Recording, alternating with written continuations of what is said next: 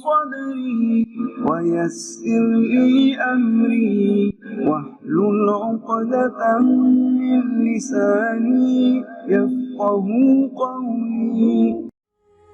We were in a madrasa in Nottingham, in Flintham, in Newark. This was in the 90s. We came to a building that was an old RAF building that had been deserted for 20 years. So we were now coming into this, and we were going to start using this as a madrasa.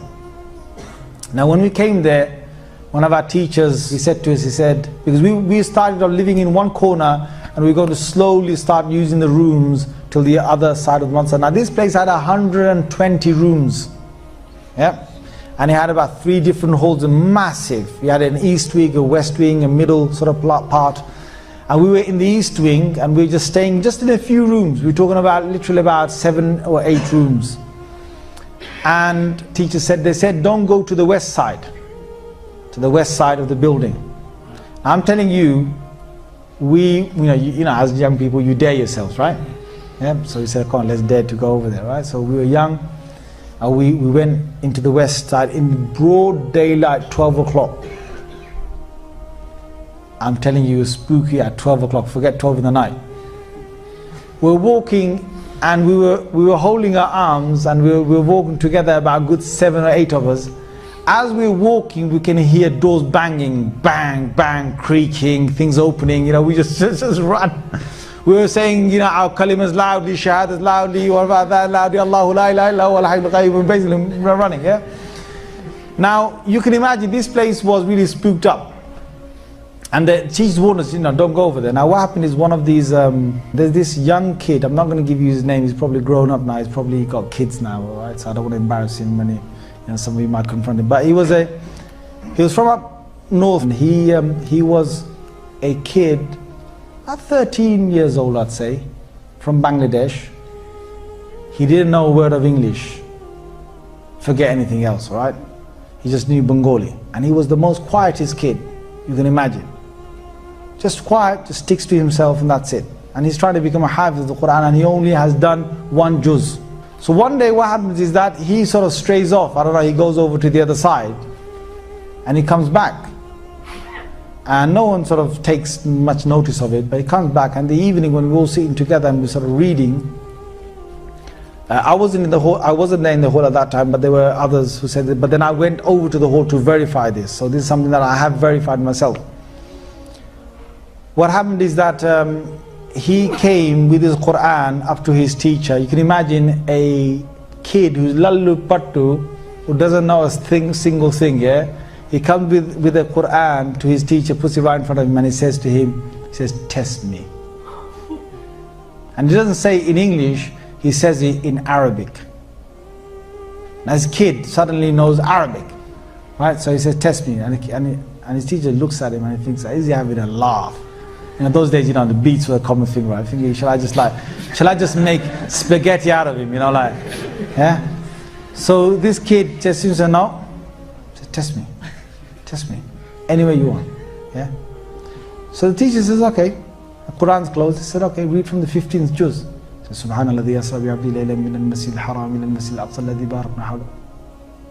And the teacher looks at him and thinks, what is happening to this kid? So the teacher then tests him from another place, and this kid now knows the Quran, and the kid challenges the teacher in speaking Arabic. And this kid has got really good Arabic all of a sudden, right? And then, you know, when we heard this, we came over, and I specifically went, you know, met him, and I started talking, and he started talking Arabic. Weird. So then we thought, okay, you know, whatever has happened, miracle of God, you know. You wait.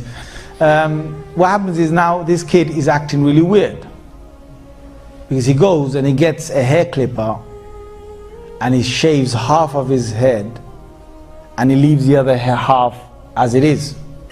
Takes his hat off, walks down the corridor with half of his hair on one side long and the other half is completely shaven. Now kids are freaking out. Jinn, jinn, jinn, jinn. Right? So then the teacher grabs hold of him and says, well, you got to basically just shave the other half, so the shave, the other half. So we've done that. Now, and he's acting all weird. He's doing things that, sort of abnormal. So he then goes to bed, and okay, he's gone to bed. At about 2 in the night, all these kids, there's 6 to a room, and there's 3 bunk beds in every single room. So there's sort of 2 on every sort of bunk bed. 2 in the night, 5 of them from that room, from his room, come running down the corridor, banging on the principal's door, Jinn, Jinn, Jinn, Jinn, Jinn, Jinn. So the principal gets up, says, what's the matter? Jinn, Jinn, Jinn, Jinn, Jinn. And the principal comes in, and there's only one kid sleeping. It's that one kid, the one that shaved his head, right? The one that knows Arabic all of a sudden now. Said, what's wrong? He said, nothing. So they go back. He said, go back. Puts the ball in bed, comes back. And he says, after a little while, these kids are screaming back again.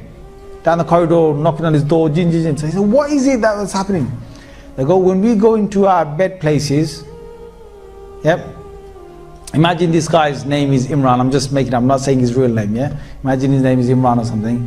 They said that we hear all across the wall something dragging its nails or whatever it is and saying,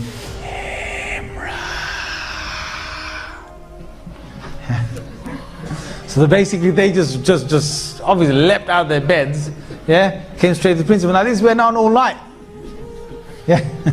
Him taking them to their beds, then basically coming back. So then the morning came, and the main sort of teacher, Muhammad Fadl Rahim Sahib, he called him over, and I was there serving breakfast.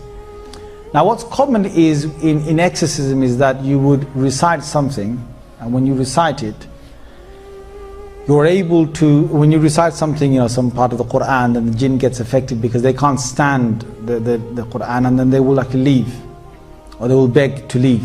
In this case, this jinn was a believing jinn, and this jinn was a hafiz of the Qur'an, and this jinn knew Arabic. So when the teacher was reciting something on, and trying to recite something to blow on it, the jinn inside this human being was reciting the adverse ayah to break the effect of that. It was not any common jinn that was in here, and I'm sitting there watching this. So the Sheikh is reciting, and this jinn is undoing whatever recitation he's doing. And it was, the Sheikh saying, إِنَّ الَّذِينَ فَتَنُوا الْمُؤْمِنَ وَالْمُسْلِمَانَ لَمْ يَتُوبُوا فَلَهُمْ عَذَابُ جَهَنَّمَ وَلَهُمْ عَذَابُ الْحَرِيقِ. And this other jinn from inside will recite something else. So it's undoing whatever the Sheikh was saying. So after a while, when the students sort of left the room, I asked the Sheikh confirmed that this is what he's doing. And then the Sheikh said that the only way to actually get rid of the influence is to take this young boy back to his hometown and to leave him there for 1 month. He said the reason why this has happened, and these guys, I'm saying this, that you won't believe in this unless you deal with this. There are certain things that you will not believe in unless you deal with it. So if you've got unbelief in anything I'm saying to you that I'm making Allah witness, whatever I saw, I'm just telling you. You just need to start witnessing some of this yourself, and you start believing in it. So the Sheikh himself was able to witness some jinns. And he witnessed a whole group and a family of jinns that had traveled from outside and stayed in that west wing for a month. And he had this feeling that they were there only for 1 month. So he said, if this young boy goes to his hometown, then whatever jinn is, he said there's a young jinn inside him who's a hafiz of the Qur'an. And if he stays in his hometown, the boy stays in his hometown, then the jinn will automatically leave because his family are leaving this west wing after a month. So we took him home, and as we were taking him, my God, I was sitting next to him on his left hand side in a car. He was right in the middle. He wanted to, he was going to open the door when we were going 70 miles an hour.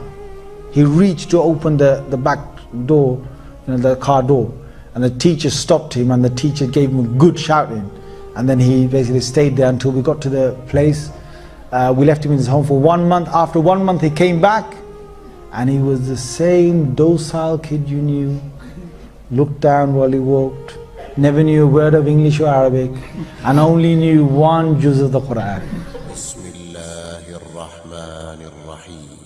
قل أوحي إلي أنه استمع نفر من الجن فقالوا إنا سمعنا قرآنا عجبا يهدي إلى الرشد فآمنا به ولن نشرك بربنا أحدا.